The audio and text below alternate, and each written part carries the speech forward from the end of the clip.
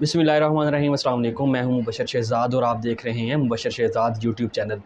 दुआ ज़हरा केस के हवाले से कुछ अहम इंकशाफ़ात हुए हैं, वो मैंने सोचा कि सबसे पहले जो है आपसे डिस्कस करते हैं। इसके बारे में मैं आपको बताऊं कि ये सोहराब बरकत साहब ने ये इंकशाफ़ किया है और दूसरे नंबर पे ऑथेंटिक सोर्सेस जो है वो इस चीज़ को कंफर्म कर रहे हैं जो मैं बात बताने जा रहा हूँ। दोस्त जो बड़े इंकशाफ़ात हुए हैं वो मैं आपके सामने रखता हूँ। उससे पहले नए आने वाले दोस्त जो हैं वो चैनल को सब्सक्राइब कर लें ताकि आने वाली नई वीडियो का नोटिफिकेशन और सोशल इशू के ऊपर जो भी वीडियो बने उसका टाइमली नोटिफिकेशन आप तक पहुंचता रहे।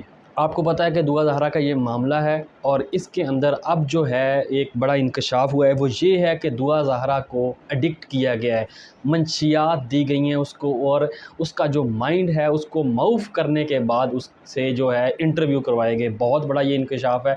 और जो दुआ ज़हरा की फ़ैमिली है, मेहदी काज़मी साहब उनके जो पेरेंट्स हैं, उन्होंने ये कहा है कि हमें पहले भी इस चीज़ का पता था, लेकिन अब उन्हें कन्फर्मेशन होने के बाद कहा यह जा रहा है कि वो एक पटिशन दायर करने जा रहे हैं इसके बारे में भी, और कहा जा रहा है कि उनके ब्लड टेस्ट किए जाएं और इस चीज़ को कंफर्म किया जाए कि क्या दुआ ज़हरा को वाक़या ही एडिक्ट किया जाता रहा या नहीं। मुख्तलिफ़ वीडियोज़ के अंदर आपने देखा होगा कि गनूदगी की हालत में आपको नज़र आई होंगी और मुख्तलिफ़ जो इंटरव्यूज़ दिए हैं उनमें ऐसा हमें खुद भी दिखाई देता रहा है कि किस तरह से दुआ ज़हरा जो है उसकी अगर आप आँखें देखें और उसकी बॉडी लैंग्वेज देखें तो उससे ज़ाहिर होता है कि उसको वाक़या ही मंशियात का आदी बनाया जाता रहा है।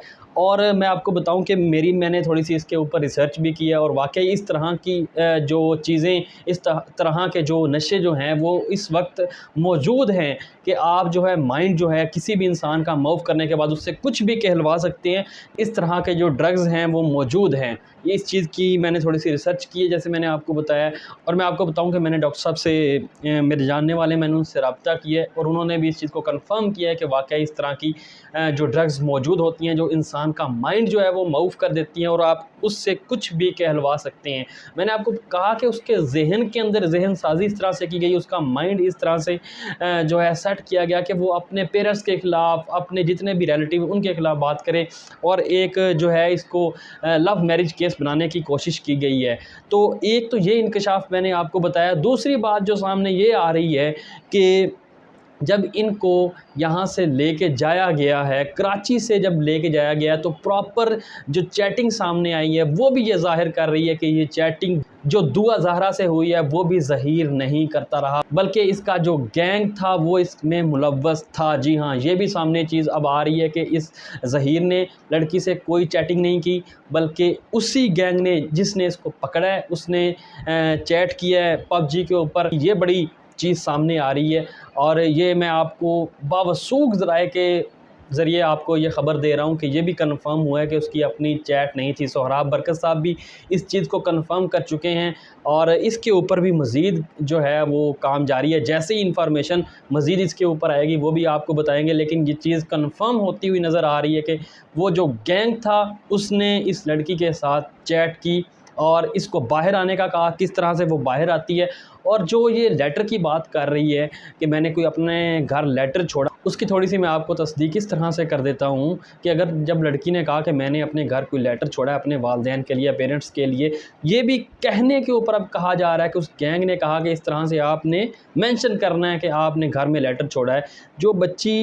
जिस बच्ची की आप ये अंदाज़ा लगा लें कि जो उसकी नज़र है वो 10 फीट से उसको नज़र नहीं आता, वो अपनी ऐनक जो है अगर वो वाकई भाग के जाना चाहती थी, क्या उसको अपनी जो ऐनक ग्लासेस हैं वो तो उठाने चाहिए थे घर से, उसके घर में वो पड़े रहे। ये किस तरह का भागना है, मुझे ये बताएं कि जिस बच्ची के अपनी जो ग्लासेस हैं वो साथ नहीं लेके आती, वो ऐसे ही आ जाती है। ये किस तरह का भागना है, मेरी तो समझ से बाहर है।